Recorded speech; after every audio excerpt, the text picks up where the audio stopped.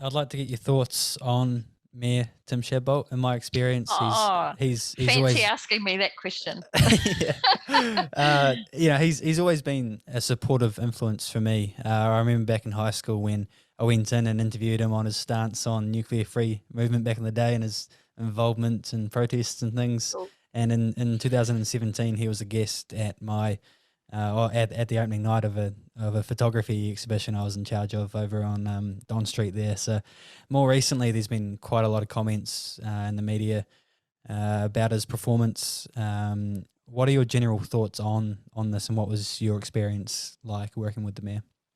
Yeah, I did a recent interview for Sunday not long ago, and I think for me, it gave me a bit of closure on the topic.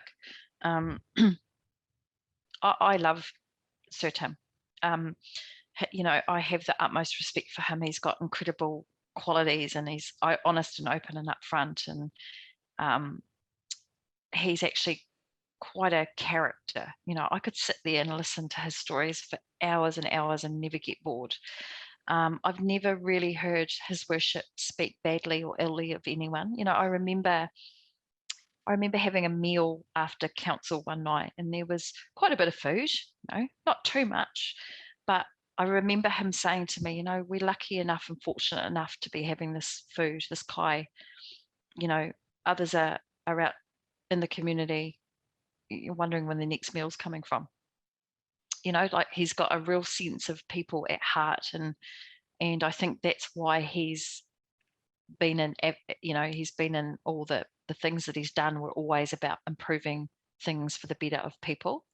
So I love him. And I've enjoyed my time working with him. I learnt an incredible amount from his worship around politics, to always be considerate of what others think and to always listen before telling people, and getting permission from people to answer questions. So I used to watch him write his columns, and he still writes old school script. I thought he might have typed, or the secretary might have typed it up for him, but he writes everyone, and he writes down these bullet points of the topics that he wants to cover. And then you see him articulate in his writing, and he's just incredible. And then when you read the piece, you think, wow, that is outstanding. There's always a real depth to his writing, and he's an orator. So I have the utmost respect for him. In regards to his performance, when those cameras go, oh man, he's a performer, he's an entertainer, and I know what that's like. He's an entertainer at heart, and that's what you do. You just switch on and you do what you got to do. But I think that he's in a really tough position. He's got his partner supporting him with what she thinks is, the best, and that's what partners do, and that's definitely what's happening there. And then you've got council on this side, and I just think he's a bit of the meat in the middle at the moment. What I would love to see is the community decide and take some time to really determine the future for Invercargill, really determine what it is that they want to achieve, really determine what it is that they want their city to represent in the future, and then make their decision around who would be the best person to lead that. Whether it is Sir Tim or whether it is someone else will always be the decision of the voter, but I think this time I would love the community to take a step back and really think about the future of Invercargill, and not necessarily make it a popularity vote, because it's a popularity vote.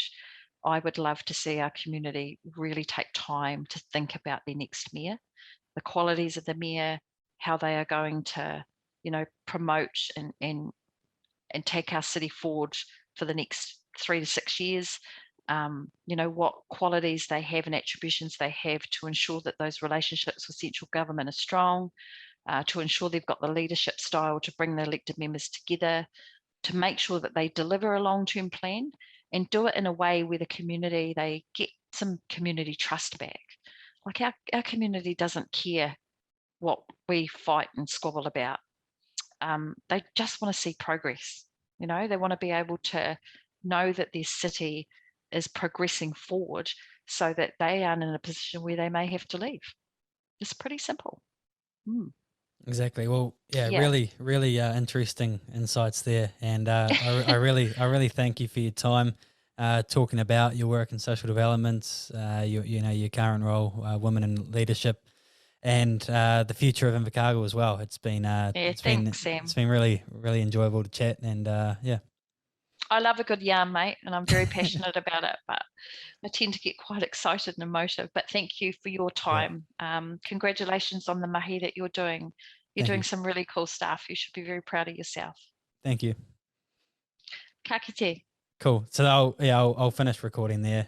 Yeah, awesome. Thanks so much. I'll let you get back to I hope I work and wasn't a stuff. blithering mess. Chew your No, ear off for hours if you'd let me. No, it's great. Like I'm like the whole purpose of starting this podcast because I'm meeting some pretty interesting people in my role and diverse range of people in sort of in the business sector and politics and in the sports industry. So